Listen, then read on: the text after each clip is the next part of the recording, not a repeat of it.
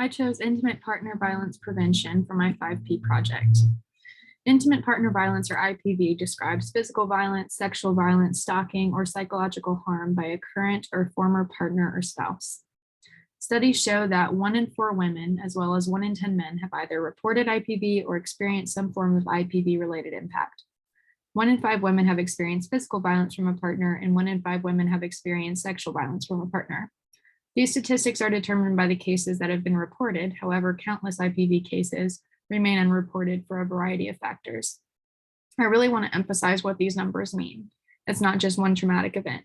Survivors may suffer from PTSD, depression, binge eating, substance abuse, and antisocial behavior. Any act of IPV can not only cause psychological harm, but also death in severe cases. CDC studies also found that approximately 1 in 5 victims of homicide were murdered by a partner. In June of 2020, I lost a close friend from high school to IPV. She had been experiencing abuse from her partner for months before her murder, but no one in her life knew. We can only speculate her reasons for not seeking help, but it is never a simple black and white issue. For a while, I couldn't even approach the topic of IPV, but now I'm more than ever motivated to work for the prevention of it in honor of my friend who I was not able to help. The CDC is clear on the issue of IPV. It is preventable.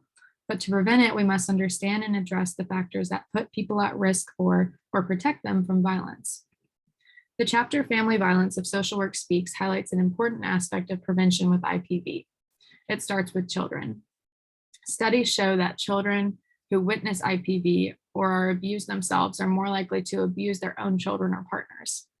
Over 15 million children are exposed to IPV each year. Thus, the NASW supports research that enhances family violence prevention.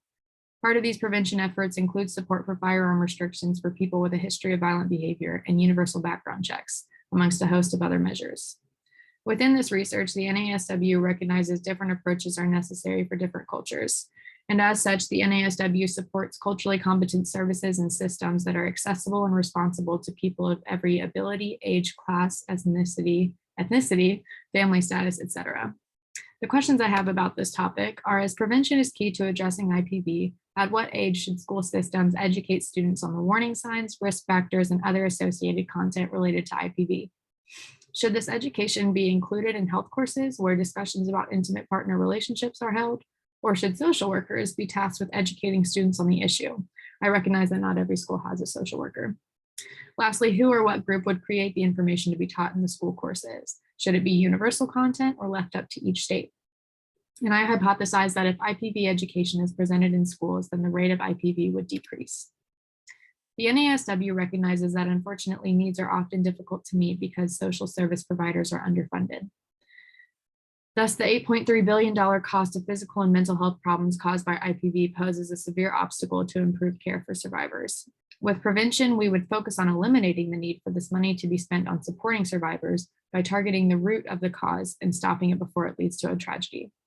The NASW also supports the use of the VAWA, Violence Against Women Act, which affords resources and legal options to survivors. However, the NASW acknowledges that current legal routes are not suitable for all cultural groups for a variety of reasons, including distrust in government processes. For instance, Black women survivors of IPV are less likely to engage mental health professionals and legal systems when seeking help. Thus, the NASW supports full funding and implementation of VAWA to reflect the needs, particularly for marginalized communities. Section 6.04 of the NASW Ethical Standards, entitled Social and Political Action, states that social workers must promote policies and practices that demonstrate respect for difference, support the expansion of cultural knowledge and resources, advocate for programs and institutions that demonstrate cultural competence, and promote policies that safeguard the rights of and confirm equity and social justice for all people. Social workers must understand the complex nature of IPV in relation to culture and history of one's population with legal and mental health services. There's no universal approach that works for every survivor, and the NASW affirms the need for flexibility in programming as well. Second, social workers are charged with the challenging violations of social justice. According to the social justice principle of the Code of Ethics, social workers must pursue social change, particularly with and on behalf of vulnerable and oppressed individuals and groups of people. Lastly, according to the ethical principle of dignity and worth of a person, social workers have a responsibility to promote a client's self-determination. As such, we must provide them with as much education and resources as we are able to so that they may make informed decisions for their life. Prevention education specifically will better equip clients to identify warning signs and then make decisions about their next steps. Here are the arguments for prevention programming in schools. Survey data from 130 high school students in San Bernardino, California found that prevention programs were effective at increasing awareness of local resources for anyone experiencing IPV and at recognizing types of relationships and communication styles. A meta-analysis of school-based interventions aimed at preventing or reducing violence in teen dating relationships suggested that 10 to 15% of teens experience physical or verbal abuse in a relationship.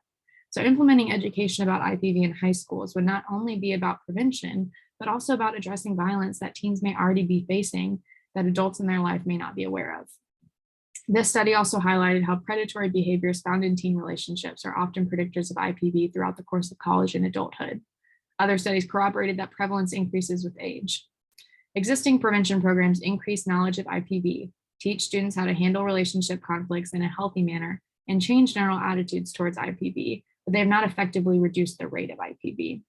Thus, the studies highlight the need to continue with educational policy advocacy efforts so that school districts are provided with clear guidelines and appropriate resources to implement teen dating violence prevention efforts. And here are some of the arguments against. First is the financial aspect, or the catch-22 of funding. VAWA programs require more funding to accurately assist schools with the implementation of IPV programming. Although legislation is a promising initial step, these efforts are not often connected with corresponding funding, which makes it difficult for school personnel to implement the programming. So here lies the conflict. To make a stronger argument for increasing funding to prevention programs, there must be more empirical evidence. However, without funding, it's difficult to implement programs that we would then evaluate. Next is school climate and the burden on teachers. IPV programming is more effective when the entire school is involved in programming, from the principal to staff to students. But teachers could have conflicting political ideologies or values surrounding the topic, and this could lead teachers to feeling vulnerable and uneasy teaching the material and navigating controversial questions that the topic might incite. The content could lead students experiencing or witnessing IPV to come forward, so school staff must be prepared to handle these situations immediately. And often there's a lack of proper training to handle these sensitive matters. This brings me to the last argument against programming in schools, which is the sensitive nature of IPV. When warning signs are discussed, students who might identify with some of the signs could be triggered. Even students who feel just at risk for some of the warning signs could experience an emotional or physical reaction not dissimilar to that of a survivor or a victim. There's an ethical responsibility to address these emotions, but that burden would fall on teachers and other school staff presenting the information. So again, staff must be properly trained and prepared for what the educational content might elicit. In 1994, the Violence Against Women Act was signed into law under President Bill Clinton as part of the Violent Crime Control and Law Enforcement Act of 1994. It was truly a groundbreaking moment, as it was the first federal legislative package aimed at stopping intimate partner violence against women, as they were and still are the majority of people impacted by IPV. VAWA and its 3 reauthorizations have made a significant impact on the progression of services for survivors, as well as education and training efforts for victim advocates, health professionals, law enforcement, prosecutors, and judges. Note that school officials and school professionals are not included in that list. It is currently up for reauthorization in Congress, which occurs every 5 years. It was sponsored by Representative Sheila Jackson Lee from Texas and introduced in the House on March 8, 2021. It passed 9 days later and is currently undergoing hearings in the Senate. The most relevant part of VAWA in relation to prevention programming is Section 1414, the Task Force on Sexual Violence in Education. This includes recommendations to educational institutions for establishing sexual assault prevention and response teams, survivor resources, access to confidential advocacy, sex education, training for school staff, and various equitable discipline models. The task force will also make recommendations in conjunction with student groups at greater statistical risk of perpetuating rape culture, such as fraternities and athletic departments, for prevention with respect to sexual violence and dating violence for educational institutions. These recommendations will take into consideration an institution's size and resources. Also note the term educational institution includes elementary, secondary, and higher education institutions. This can provide intended consequences of putting more emphasis on the topic of awareness and prevention for IPV. It will also provide well-informed content to institutions that they can adopt and adjust as necessary for their school environment. Since the task force will pointedly work with groups that statistically comprise more perpetrators of IPV, prevention efforts will be intentional and may be able to better engage particular groups with their content. However, while other sections detailed the needed funding amount, there is no language in this section that provides funding for the proposed changes. Thus, while they may provide recommendations, this may not translate to implementation if there is a strain on resources. Additionally, the language in section 1414 focuses mostly on sexual assault and rape, rather than including all facets of IPV to include stalking and psychological harm. Assuming this policy and recommendations are able to be implemented, students would be most impacted as they will receive education about a topic that will likely be new information to them. Logically, families will also be impacted by this policy, as educating one student can lead to the education of an entire family on the dangers of IPV. Lastly, school staff will hopefully feel more prepared to discuss the topic with students upon receiving recommendations from the task force. Section 6 of the VAWA reauthorization specifically covers culturally responsive and inclusive practices for the Sexual Violence Task Force. However, it's not explicitly applied to prevention efforts. This list also does not specifically touch on intersectionality, rather just different aspects of one's identity. There needs to be revisions in order to fully address the issue of intersectionality, especially as Black women are impacted by IPV at disproportionate rates. As addressed earlier, Black women are less likely to seek help, so we are clearly lacking effective ways of engaging and serving intersectional populations. 172 Republicans voted not to reauthorize VAWA in 2021 for one main reason: the Second Amendment. The reauthorization included a proposed provision to dismantle the boyfriend loophole, which adds non-married partners to the list of persons banned from purchasing a firearm if they've been convicted of abuse, assault, or stalking their partner or ex-partner. Previously, only a legally married spouse was prohibited from purchasing a firearm. The viewpoint of Republicans such as Marjorie Taylor Greene, who's been very vocal about the issue, stated women should just arm themselves as it is the greatest way to protect them. And this viewpoint contradicts research that shows the presence of a firearm in a home with intimate partner violence increases the risk of homicide for women by 500%. In addition, data from 2019 proved that husbands are no more lethal than boyfriends, as you can see from the statistics on the screen. Thus, there is no empirical support for the opposition. Additionally, Republicans oppose the reauthorization due to the protections added for transgender people. This protection would allow transgender individuals to choose which gendered shelter they stay in, which is apparently very offensive to politicians. I would recommend passing this policy with modifications. It would include grant funding that would specifically be put towards training school staff for discussing this material with students, or for the funding to train a specialized team for each county to travel to individual schools and host a series on IPV. I would also include a specific plan to address intersectionality, both in care for survivors and in prevention programming. John Yarmuth is currently in his 8th term in the House of Representatives. He's a Democrat from the 3rd District of Kentucky, and he also grew up in Louisville. I selected Mr. Yarmuth because he was the only representative from Kentucky to vote in favor of reauthorization. Yarmuth voted to reauthorize VAWA in both terms as a representative in 2013 and 2021. In 2013, he even called on House leadership to bring the reauthorization to the floor immediately to approve it. He told the House it has been 501 days since House Republicans allowed VAWA to expire. This law is a critical tool for women, families, and communities to reduce domestic violence, and there's no excuse for further delay. If the reauthorization passes in the Senate, I would like to ask Congressman Yarmuth what his involvement and recommendations will be to increase funding to prevention programming. I would engage the congressman by asking how he envisions an end to the IPV epidemic in this country, starting with educating our youth, as his platform also includes youth advocacy.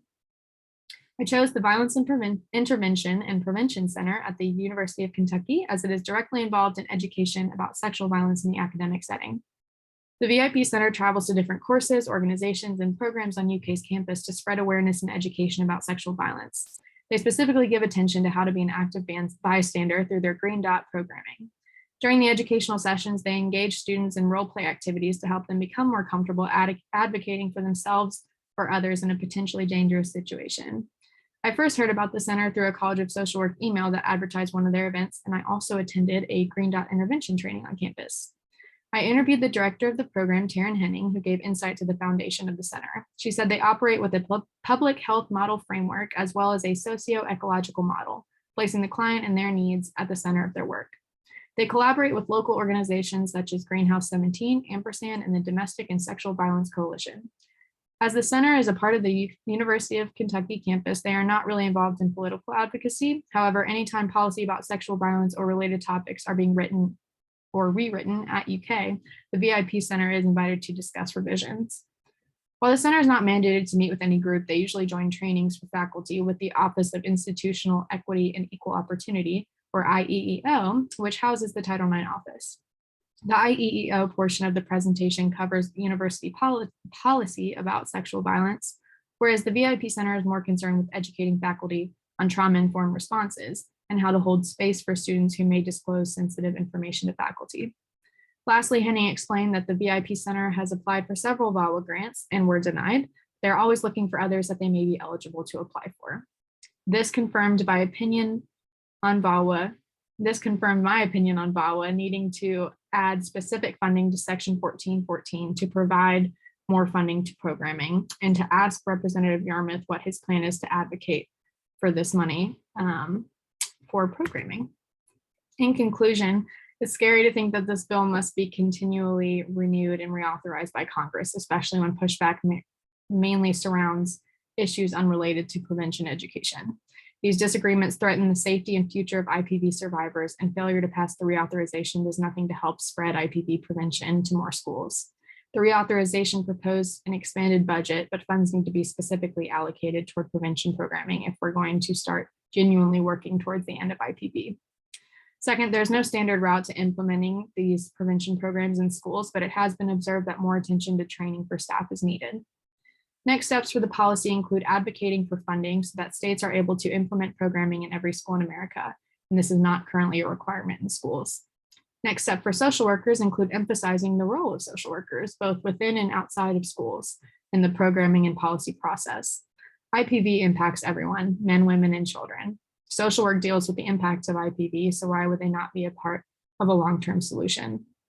While not every school, has a social worker, social workers from nonprofits or other organizations related to IPV issues can work with schools to begin programming or assess for cultural responsivity of any existing programming. For personal next steps, I would love to start volunteering at Greenhouse 17 or other shelters. I feel very connected to this population, but I'm not 100% sure what field of social work I want to go into upon graduation. But if I'm in a school setting, I will definitely be working towards implementing this type of programming in schools or assessing current efforts. Lastly, I would just like to say my friend who died as a result of IPV and I went to the same high school, and we did not receive any education about IPV or warning signs for potential abuse. I'll never know if this would have made a difference in her life, but ensuring prevention programming is present in every school gives people the knowledge and skills to identify behaviors that could potentially escalate.